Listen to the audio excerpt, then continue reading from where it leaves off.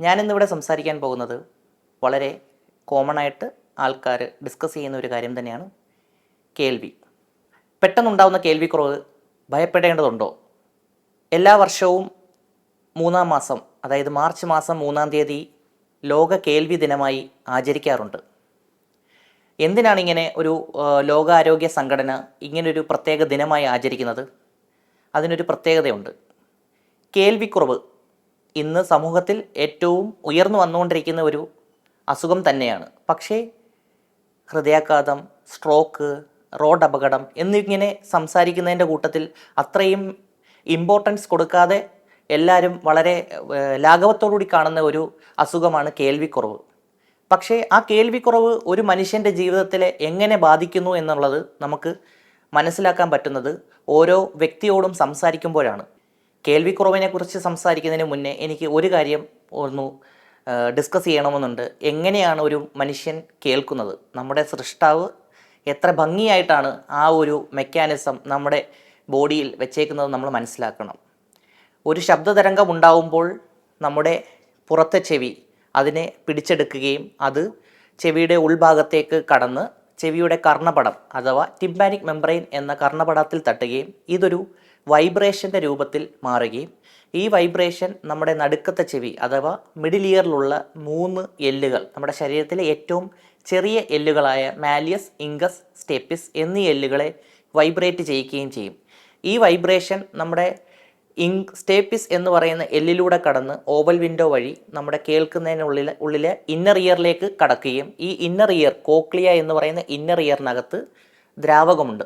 ഈ ദ്രാവകത്തിനകത്ത് ഒരു തിരമാലകൾ പോലെ ഫോം ചെയ്യുകയും ചെയ്യും. ഈ തിരമാലകൾ എന്ത് സംഭവിക്കുന്നു? ഈ തിരമാലകളുടെ ഈ ഓളങ്ങൾ കൊണ്ട് നമ്മുടെ ഈ കോക്ലിയക്കകത്തുള്ള ഇന്നർ ഇയർ ഹെയർ സെൽസ് ഉണ്ട്. ഈ ഹെയർ സെൽസിൻ്റെ മുകളിലുള്ള ഇലക്ട്രോഡുകൾ തമ്മിൽ തട്ടുകയും ഇതിൽ കറണ്ട് ഉൽപ്പാദിക്കുകയും ചെയ്യുന്നു. ഈ കറണ്ട് തലച്ചോറിലേക്കുള്ള ഞരമ്പ് വഴി, കേൾക്കുന്നതിനുള്ള ഞരമ്പ് വഴി തലച്ചോറിലെത്തുകയും തലച്ചോർ അത് ഡീകോഡ് ചെയ്ത് എന്താണ് ശബ്ദമെന്ന് മനസ്സിലാക്കുകയും ചെയ്യുന്നു.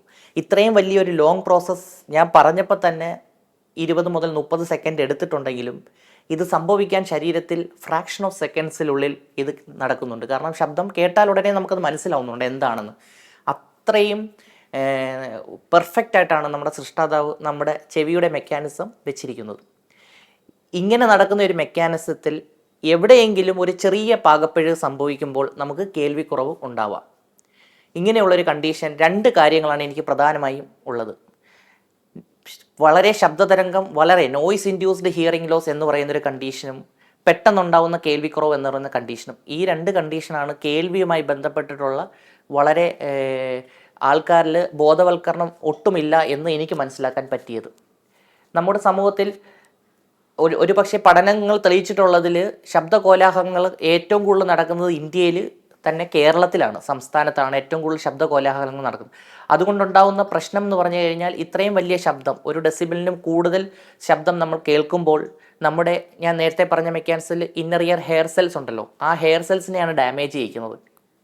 ഓരോ ഫ്രീക്വൻസിയിലുള്ള ശബ്ദങ്ങൾ കേട്ട് മനസ്സിലാക്കാനുള്ള സഹായിക്കുന്നതാണ് ഇന്നർ ഇയർ ഹെയർ സെൽസ്. ഇതിന് ഡാമേജ് സംഭവിക്കുമ്പോൾ നമുക്ക് കേൾവിക്കുറവുണ്ടാവുകയും, പഠനങ്ങൾ തെളിയിച്ചിട്ടുള്ളതെന്ന് പറഞ്ഞാൽ നോയ്സ് ഇൻഡ്യൂസ്ഡ് ഹിയറിംഗ് ലോസ് ഏറ്റവും കൂടുതൽ ബാധിക്കുന്നത് ഈ നമ്മുടെ റോഡിൽ നിയന്ത്രിക്കാൻ നിൽക്കുന്ന പോലീസുകാർക്ക്, അങ്ങനെ ശബ്ദവുമായി കൂടുതൽ അടുത്ത് ഇടപഴകുന്ന ആൾക്കാരിലാണ് ഏറ്റവും കൂടുതൽ നോയ്സ് ഇൻഡ്യൂസ്ഡ് ഹിയറിംഗ് ലോസ്. ഇതൊരു വലിയ വിപത്തായി വളർന്നു വന്നുകൊണ്ടിരിക്കുകയാണ്. നമ്മൾ അതിനെപ്പറ്റി മനസ്സിലാക്കിയാൽ മാത്രമേ ശബ്ദത്തിൻ്റെ കൺട്രോൾ ചെയ്തുകൊണ്ട് നമ്മൾ കേട്ടുക എന്നുള്ളതാണ്.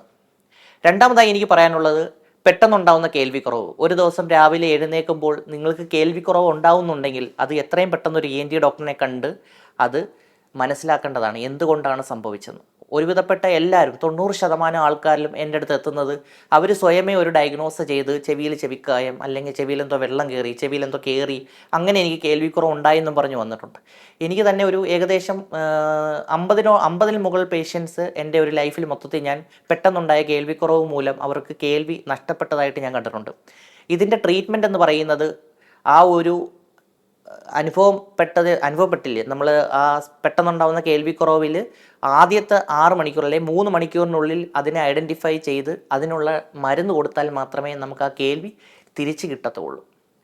അപ്പം ഇതിൻ്റെ കൂടുതൽ മനസ്സിലാക്കാനായി ഇതിനെ നമുക്ക് കൂടുതലായിട്ട് ഡിസ്കസ് ചെയ്യുന്നൊരു ഏരിയ തന്നെയാണ് ഇത്. വേറൊരു വീഡിയോയിൽ നമുക്ക് കൂടുതലായിട്ട് ഡിസ്കസ് ചെയ്യാം. എന്നാലും കേൾവിക്കുറവ് അത്ര നിസ്സാരക്കാരനല്ല എന്ന് പറഞ്ഞുകൊണ്ട് എൻ്റെ ഈ ചെറിയ ഡിസ്കഷൻ ഞാനിവിടെ അവസാനിപ്പിക്കുന്നു. നന്ദി. താങ്ക്